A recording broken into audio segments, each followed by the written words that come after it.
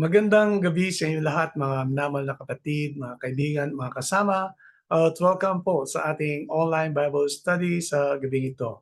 Ito ang inyong lingkod na muling makakasama, Brother Roland de la Paz. At sa ating pong pag-uumpisa, tayo po ay mananalangin. Ama naming Diyos na nasa mga langit, sa pangalan po ng aming Panginoong Yesus, kami lumalapit sa inyong banal na pangalan at sa pag-umpisa ng aming pag-aaral, nawa kami inyong samahan at ang inyong banal na Espiritu ang siyang magpaliwanag sa amin upang aming maintindihan ng lubusan ang bawat pag-aaral na aming gagawin. Ganun din po, Diyos, ang iyong banal na kalooban.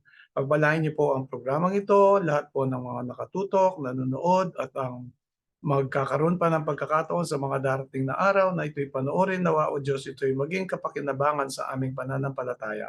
Patawarin kami sa aming mga pagkukulang laban po sa inyo. Ito ang aming dalangin alang-alang po sa banal na pangalan ng aming Panginoon Hesus. Amen.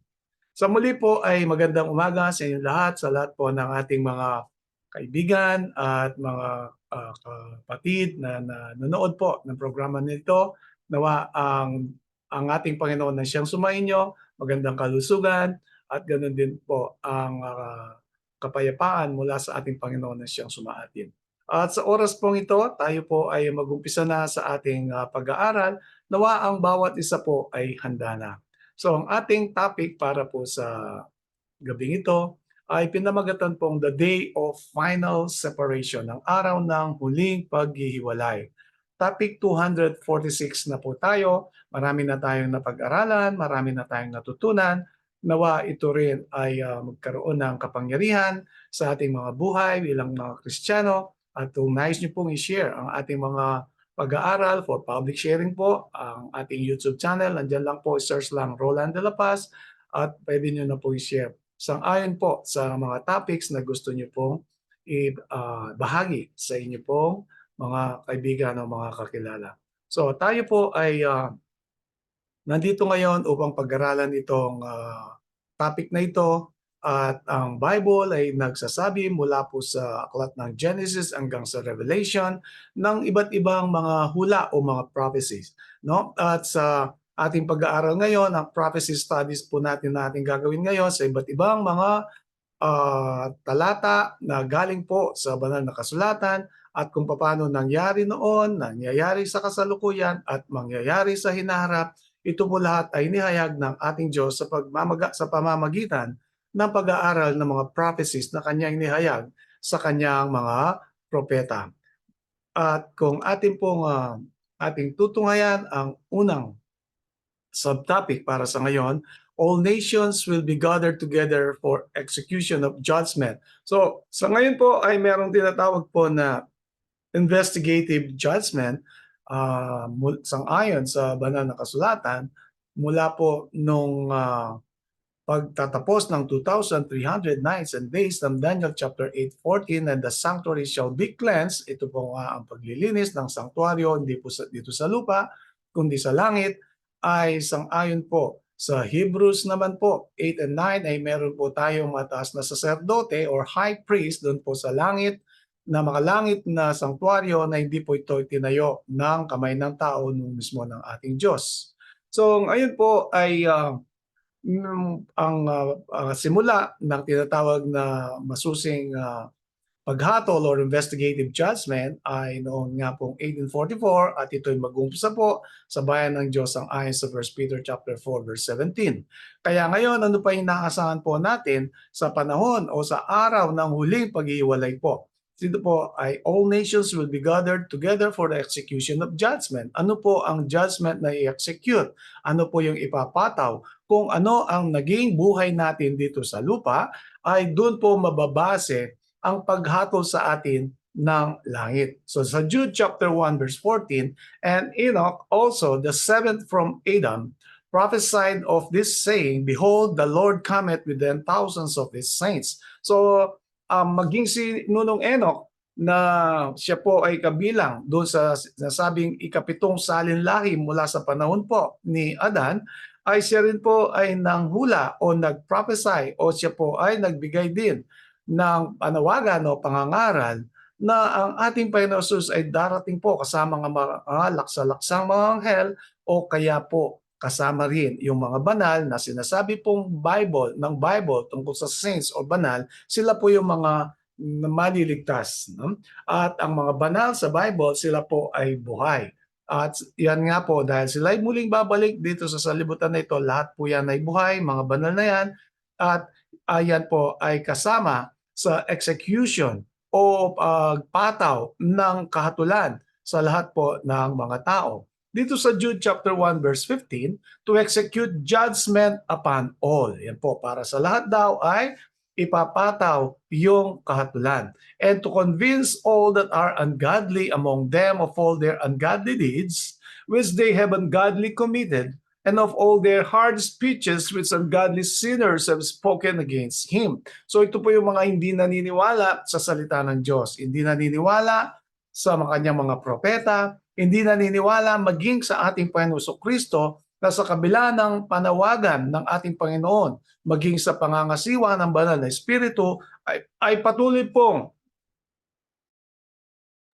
namuhay ng tinatawag na ungodly life o kaya po yung hindi magpasakop, hindi maniwala sa ating Diyos, hindi sumunod, hindi tumalima sa kanyang mga salita, maging sa kanyang mga utos. So merong ma-execute the judgment, merong ipapataw na kahatulan. So kung atin pong tutunghayan ang Joel chapter 2 verse 11, ang sabi po ng Bible, and the Lord shall utter His voice before His army. For His camp is very great, for He is strong that executed His word. For the day of the Lord is great and very terrible, and who can abide it? So ito po ay ang babala ng Bible sa pamamagitan ng propeta Joel. Ang sabi po dito ay yung pong araw ng pagparito o ng paghatol o pagpataw ng kahatulan, executive judgment or execution of judgment ng ating Diyos ay dakila at sabi po, very terrible. No? At sino makakatayo? Sino po ang pwedeng makaligtas dito? Kundi lamang, siyempre, yung pong mga hinirang, yung pong naging tapat, yung pong nanampalataya, yung nagpasakop, yung sumunod sa ating Panginoon sa kanyang kalooban. Sa Matthew chapter 24 verse 30, sabi po ng Bible, the Son of Man will appear in the sky and all the nations of the earth will mourn. Bakit po tatay? Siyempre, meron pong hindi maliligtas. Meron na din pong mga maliligtas, subalit sila po ay dadaan doon po sa tinatawag na kabagabagan, yung pong time of trouble, na meron na pong tayong topic dyan, yung Jacob's trouble. So, ang mga tatangis talaga, yung pong hindi maliligtas. Kaya atin pong pagsikapan, sabi ng Bible, work out your salvation with fear and trembling. Kaya kailangan po ay atin pong sa atin ang ating pananampalataya, ating tiyakin ang kaligtasan na binigay ng ating Ama sa pamamagitan ng kanyang bugtong na anak na ating Panginoong Yesus.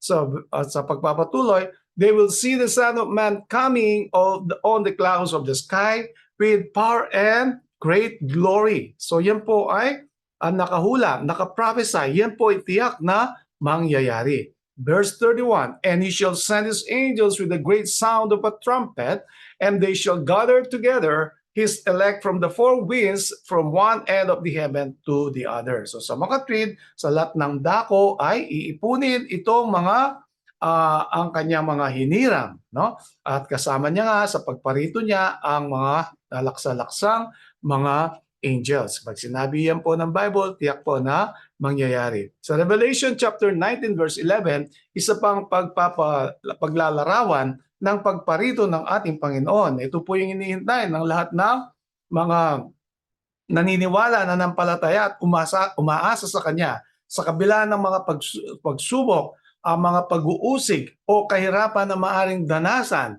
ng mga tapat sa Kanya ay meron pong pag-asa sa Kanya na base sa Kanyang mga salita, sa Kanyang pangako na tayo inaaliw na sa Kanyang pagparito tayo po ay makakasama. Now I saw heaven open and behold, a white horse. Yan po sinasabi sa Revelation chapter 19 verse 11 sa unang bahagi. At sa pagpapatuloy, and he who sat on him was called faithful and true. Si Jesus Christ po yan, ang ating Panginoon. And in righteousness, He judges and makes war. Siyempre po, siya po ay makikibaka sa lahat ng hindi sumunod, tumalima sa kanyang kalooban, sa kanyang kautusan, na patuloy sa katampalasanan, ungodly life, sabi nga po kanina, at sila po ay babakahin ng ating Panginoon sa kasama po ng mga laksa-laksang anghel, at ito po sinasabi ng Bible. And the armies in heaven, clothed in fine linen, white and clean, followed him on white horses. Siyempre po, yan po ang mga laksa-laksang anghel sa verse 14 ng Revelation chapter 19. So, ang ikalawa pong subtopic, and he shall set the sheep on his right hand, but the goats on the left. So, kung yung kanina po, yung tiyak na pagparito ng ating Panginoon upang i-execute, ipataw ang kahatulan para po sa mga matuwid at masasama, at maraming mga talata na tayo nabasa, sa ikalawang subtopic, ang sabi po dito, upang hiwalay po ang tupa at mga kambing. So, tingnan natin po ang sinasabi sa number 3, all righteous will be called to ascend to him. So lahat po ng mga matutuwid, sila po ay sasalubong sa kanya sa lapaap. Kung ating babalik tanawin po itong sheep on his right and goats on the left, bago tayo magpatuloy, pag sinabi pong sheep, sila po yung mga maliligtas. Ang sinabing goat, sila po yung hindi maliligtas. Kaya hihiwalay po yan. Kasama po yan sa day of final separation. No? Kaya yan po at ating tiyakin sa pamamagitan ng biyaya at pag-ibig at kapangyarihan ng ating Panginoon na tayo mapapabilang doon sa mga tupa. So ikatlo nga, all righteous will be called to ascend to him. Kaya yung mga tupa na binanggit kanina, isang simbolo ng mga maliligtas, sila po ay sasalubong sa lapaap. Yung mga unang nangatulog o yung pong nangamatay na sa pananampalataya, sila po ibabangon, samantala yung mga buhay, sila po ay sama-sama, sasabay na sasalubong sa Kanya. Sa Matthew 25 verse 34, ang sabi po ng Bible, then shall the king say unto them on his right hand, come ye, blessed of my Father, inherit the kingdom prepared for you from the foundation of the world. So pasimula pa po ng paglalang ng Diyos, maging dito sa sanlibutan na ito, meron na pong inihanda ang ating Diyos na kanyang kaharian para sa lahat po ng mga maliligtas. Kaya yan po ang sinasabi ng Bible, verses 35 and 36. For I was hungered and ye gave me meat. I was thirsty and ye gave me drink. I was a stranger and you took me in. Verse 36, naked and ye clothed me. I was sick and ye visited me. I was in prison and ye came unto me. Verse 37, then shall the righteous answer him, saying, Lord, when saw we thee and hungered and fed thee, or thirsty and gave thee drink? At sasabihin, tatanong niya ng mga maliligtas, ang sasagot ng ating Panginoon, verses 38 and 39, sa pagpapatuloy ng tanong bago sumagot ang ating Panginoon, when saw we thee a stranger and took thee in, or naked and clothed thee? Or when saw we thee sick or in prison and came unto thee? Verse 40, and the king shall answer and say unto them, ang ating Panginoon, ito sasagot niya, verily I say unto you, inasmuch as ye have done it unto one of these least of these my brethren, ye have done it unto me. So ito po ang sinasabi, ang lahat po ng nagkawanggawa kung saan yung mga tapat, yung mga naghihirap, yung mga nagugutom, nauuhaw, hubad, walang damit, ay ito'y ating pinaglingkuran, sila po ay simbolo din ng paglilingkod natin sa ating Panginoon. Alalahanin natin ang 2 tapyas na bato, ang unang 4, pag-ibig sa Diyos, ang huling 6, ito'y pag-ibig sa ating kapwa. Kaya ito rin na sinabi ng ating Panginoon kung anong ginawa natin sa ating kapwa, lalo na sa mga mahihirap, ayan din ang ating ginawa sa Kanya. So kung ating titingnan po ang patotoo, all come forth from their graves the same in stature as when they entered the tomb. But all arise with freshness and vigor of eternal youth. Great Controversy, page 645. So ito na po yung mga nangamatay sa pananampalataya na tinatawag na righteous dead. No? Dahil sila naging matuwid sa mata, sa harapan ng ating Panginoon, sa kanila pong pagbangon, sila po ay merong sinabi dito, but all arise with the freshness and vigor of eternal youth. Sa kabila ng mga pag-uusig, sa kabila ng pagpapahirap ng mga masasama at kaaway ng katotohanan, yan po ang mangyayari sa pagkabuhay na mauli ng mga tapat.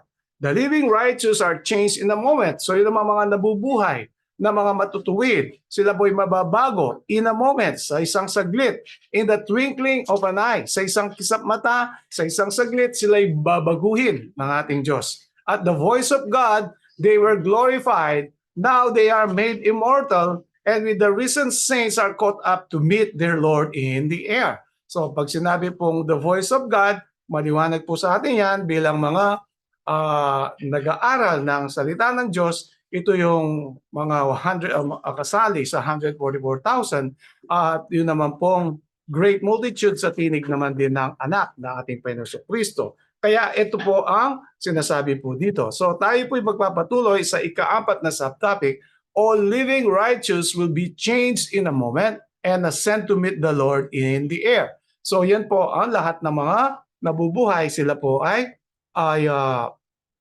babaguhin at sila rin po ay sasalubong sa alapap sa ating Panginoon. 1 Corinthians chapter 15, 51 and verse 52. Behold, I show you a mystery. We shall not all sleep, but we shall all be changed. So sabi po dito ni Pablo sa mga mananampalataya, sa mga taga-Korinto at sa mga mananampalataya na kanyang iniaayag po ang misteryo na hindi lahat ay mga mamatay, yung sleep of death. We shall not all sleep, but we shall all be changed. Pero tayo daw po ay mababago. Verse 52, in a moment, in the twinkling of an eye, at the last trump, for the trumpet shall sound and the dead shall be raised incorruptible, and we shall be changed. So sa tunog daw ng pakakak, at ang lahat ng nangamatay, sila po ay babangon at sabi po, raised incorruptible. Hindi na po masisira, hindi na mamamatay. And we shall be changed. Tayo daw po ibabaguhin ng ating Diyos ang lahat ng mga tapat o maliligtas. Verses 53 and 54. For this corruptible must put on incorruption, and this mortal must put on immortality. Yan po, pasok na, mag-umpisa na po yung immortality o yung eternal life na binigay ng Ama sa pamamagitan ng bugtong na anak. Sa pangalawang pagparito ng ating Panginoon, yan po ang mangyayari. Sa isang kisap mata, in a twinkling of an eye, no po, tayo po ibabaguhin. Kung tayo nanatiling tapat hanggang sa wakas. Verse 54, so when this corruptible shall have put on incorruption, and this mortal shall have put on immortality, then shall be brought to pass the saying that is written, that is swallowed up in victory. So sa mga tweet, ito pong huling kaaway, kalaban na kamatayan, ito po ay mapapanagumpayan ng lahat po ng mga maliligtas. Sa mga tweet, wala nang kamatayan, eternal life. At yung pong tinatawag na second death na dagatang apoy o yung lake of fire or hell, ito po ay para po sa mga hindi maliligtas na ito po ay nasusulat sa Revelation 20 sa hinaharap pa po yan. Wala pa po ngayon. So tayo magpapatuloy. 1 Thessalonians chapter 4 verse 16. For the Lord himself will descend from heaven with a shout, with the voice of an archangel, and with the trumpet of God, and the dead in Christ will rise first. So yung pong nangamatay sa pananampalataya kay Kristo, sila po yung babangon, mabubuhayin na mauli. At sa pagpapatuloy, verse 17, then we who are alive and remain shall be caught up together with them in the clouds to meet the Lord in the air. So maunang babangon yung mga nangamatay, tapos po ay sila ay pupunta sa lapap, sasabay po ang mga hindi dumaan ng unang kamatayan o yung mga nabubuhay, then we who are alive. Ang sabi po ng Bible o ni Apostle Pablo. Ang sabi po, together with them in the clouds to meet the Lord in the air, and thus we shall always be with the Lord. So hindi na mahihiwalay sa ating Panginoon. Kung ating tutungayan ang Revelation 20, 1,000 years, magmi-minister po yan para muling babalik upang hatulan ng mga masasama. So sa ikalima, ano naman po ang ikalimang subtopic natin? Many false Christians will plead for their salvation. Ito po yung bigyan nating pansin, mga minamahal na kapatid. Many false Christians will plead for their salvation. Marami daw po na mga bulaang Kristiyano, sila po ay makikiusap, mananawagan para sa kanilang kaligtasan. Kaya tayo po ay kailangan na maging tiyak sa ating pananampalataya. So ito po ay para sa iyo, para sa aking kapatid, baka tayo yung tinutukoy po dito, kaya atin pong tunghayan. At sabi po sa Matthew chapter 7 verse 21, not everyone that said unto me, Lord, Lord, shall enter into the kingdom of heaven, but he that doeth the will of my Father which is in heaven. Hindi daw po lahat ng tumatawag na Panginoon, Panginoon sa Kanya, ibig sabihin ng maging mga nananalangin, ay papasok doon sa Kanyang kaharian sa langit. Kung di yun lamang gumaganap ng Kanyang kalooban o ang kalooban ng Ama na nasa langit. Sa verse 22, many will say to me in that day, Lord, Lord, have we not prophesied in thy name? And in thy name have cast out devils? And in thy name done many wonderful works. Ito po yung mga Kristiyano nung panahon na sila ay nabubuhay na kasama ng mga mananampalataya na nagsasabi, di ba sa mga kalipas na panahon, kami ay nanghula sa iyong pangalan.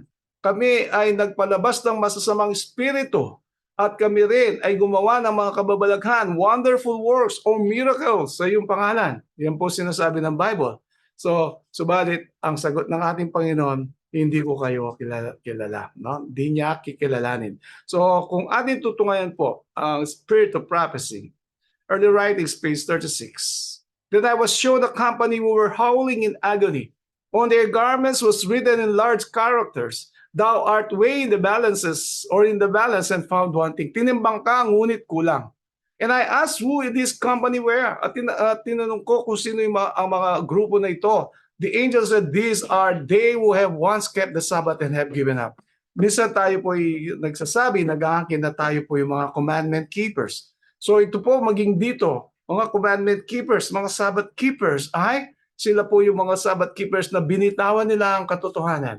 Subalit ang sabi po dito ay maging handa rin po tayo, hindi lahat ng nag-aangkin na Kristiyano tumatawag sa kanyang pangalan, nangahula sa kanyang pangalan, nagpalabas ng masasamang espiritu, mga demonyo at sa ilalim ng kanyang pangalan, o maging yung mga gumawa ng kababalaghan or miracles in the name of Jesus, ay hindi lahat sila ay maliligtas. So many have not the Spirit of Christ and thus give evidence that they are none of His. And yet this very class are seeking to tell others how to be saved. There is need of humiliation of souls before God, need of confession of sins and restitution. There has been unbelief, there has been dishonesty, a spirit of murmuring has been communicated from one to another in the ranks of Sabbath keepers. So ito na po ay sa bayan ng Diyos, sa nag-aangking bayan ng Diyos. Commandment keepers, Sabbath keepers, na meron tayong liwanag ng ika-4 na kautusan. Now remember the Sabbath day to keep it holy. 6 days do all thy labors and thy works, but on the 7th day do no work. You, your wife, your daughter, your son, your manservant, your maidservant, and all the strangers within your gates, maging yung mga hayop po, and all the cattle. For in 6 days God created the heavens and the earth, but blessed and sanctified the 7th day. Or ito po ay ating pinapaniwalaan. Subalit kung hindi po makita yung espiritu ng ating Panginoon o yung karakter ng ating Panginoon sa atin, yan din po ang mangyayari. O spirit of murmuring has been communicated from one to another in the ranks of the Sabbath keepers. Ito po yung mga mahilig magreklamo, mahilig magchismis, mahilig pong manira, mahilig na manulsol, o kaya po mahilig magpahiwalay sa magkaibigan, sa magkapatid, kasama na po yan sa murmuring. So not all who profess to keep the Sabbath will be sealed. Yan po ang kailangan nating bigyang pansin. Mga commandment keepers, profess Sabbath keepers.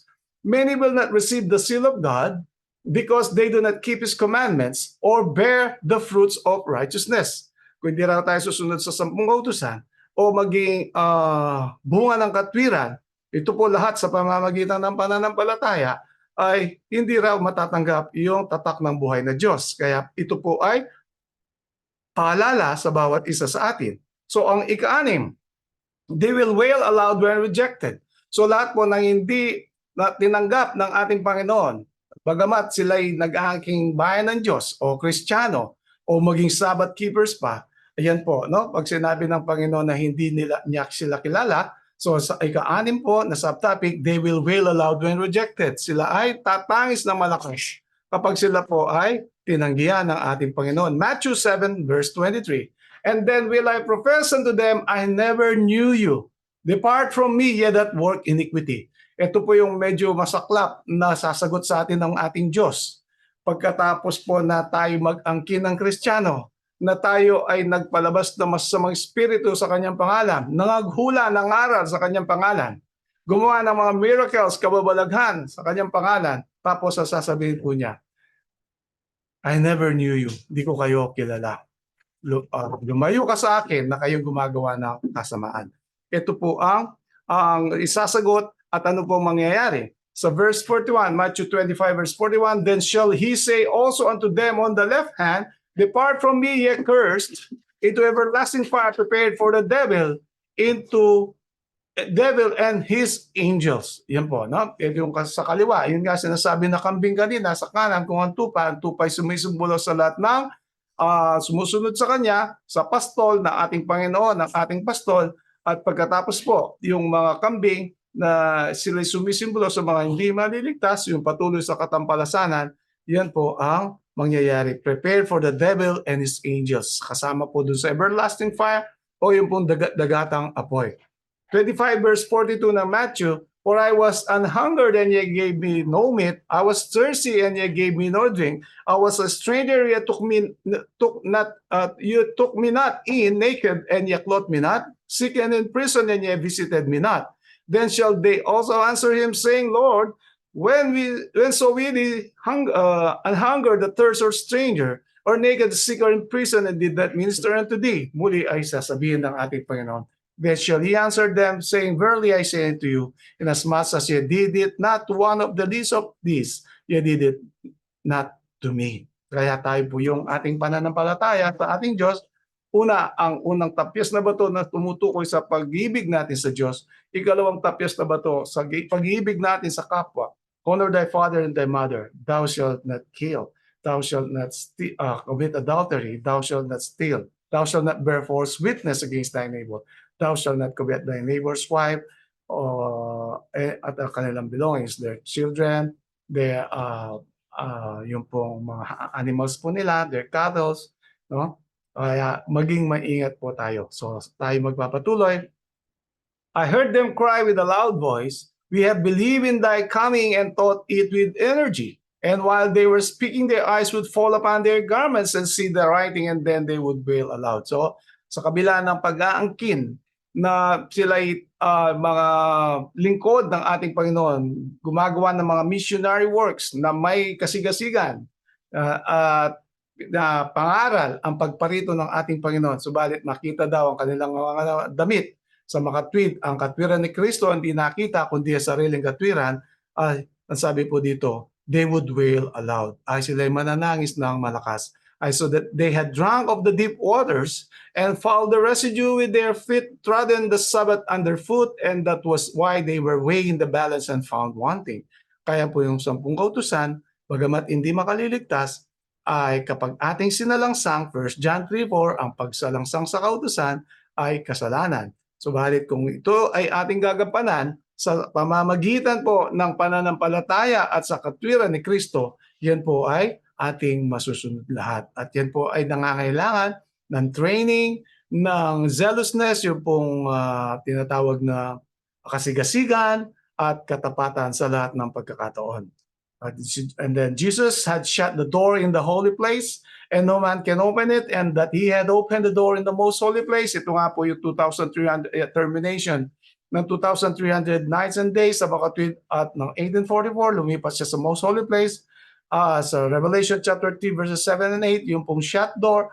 And that since Jesus has opened the door in the most holy place, open door naman, which contains the ark, the commandments have been shining out to God's people, and they are being tested on the Sabbath question. Kaya ang bayan ng Diyos, dito po tayo nasusubok anong ginagawa natin kapag araw ng Sabbath. Satan is now using every device in this sealing time to keep the minds of God's people from the present sealing truth and to cause them to waver. I saw a covering that God was drawing over his people to protect them in the time of trouble, and every soul that was decided on the truth and was pure in heart and was to be covered with the covering of Almighty God. Yan po ang ating inaabangan na tayo po ay babalutan ng katwiran ni Kristo sa pamamagitan ng pananampalataya. Sa mga katwid, mga kapatid, tayo ngayon ay nasa ilalim ng investigative judgment. Ang ating pangalan ay sinusuri po sa langit mula sa mga mananampalataya sa panahon ni Adan hanggang sa panahong kasalukuyan. At hiwalay naman ang paghatol po doon sa mga nagpatuloy sa katampalasanan. Kaya nga po, hinihiwalay din po yan, yung tupa sa kambing. At ganoon din, lahat po ng nag-aangkin na bayan niya o kabilang sa kanyang kawan o sa kanyang bayan, tayo po'y sinusubok. Lalo na sa katapatan, lalo na po sa pananampalataya, at ganoon din po sa Sabat. At sa ating kawang gawa sa ating kapwa. Kung ang pag-ibig natin sa Diyos, ito ay may papakita rin po ang pag-ibig natin sa kapwa. Kaya mga kapatid, sana tayo po ay maging tapat sa lahat ng pagkakataon. Ito po ay para sa inyo, ito rin ay para sa akin, at nawa ay tayo po ay matagpuang matuwid sa pamamagitan po ng ating Panginoong Kristo na siya po yung mataas na saserdote doon sa most heavenly place, no? So most holy place, sa heavenly sanctuary, na ngayon po ay kasalukuyan tayo ay nahatulan. Ang basehan po ng paghahatol, siyempre ang kasalanan o ang tinatawag ng sampung kautusan, kung ito po ay ating sinusunod o hindi. At ang pagsalangsang sa kautusan ay yan nga ay kasalanan. Kung tayo magpatuloy sa kasalanan, tayo po ay mahihiwalay. At yan po ay makikita ng bawat isa sa atin, at lahat ay may hayag sa bandang huli. Wala po tayong may tatago sa ating Panginoon. Maging ang ating puso't isipan ay kaya niyang basahin.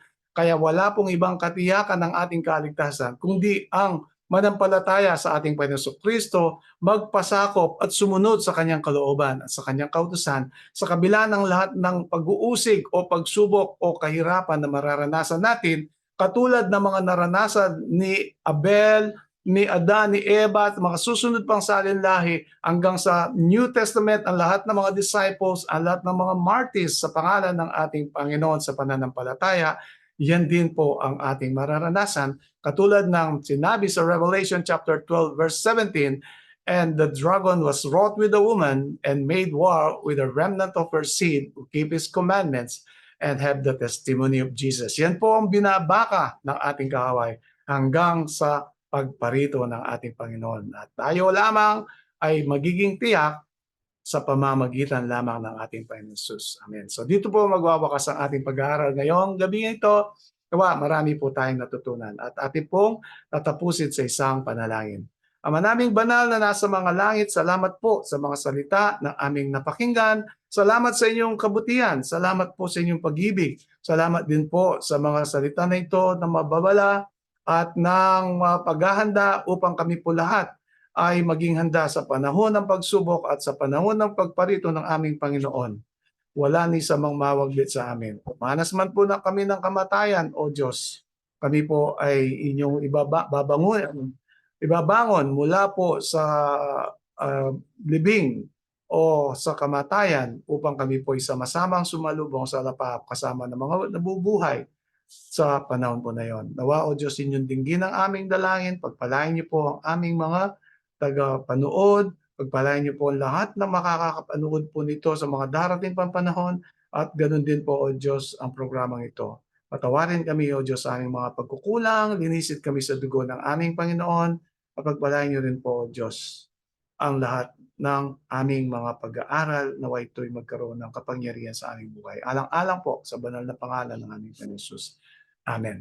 At maraming salamat po kayo nakasama sa gabing ito. Dito po magwawakas ang ating programa at ito po ang inyong lingkod, Brother Roland de la Paz, na nagpapaalam na nagsasabing stay safe and God bless everyone. Hanggang sa muli po nating pag-aaral.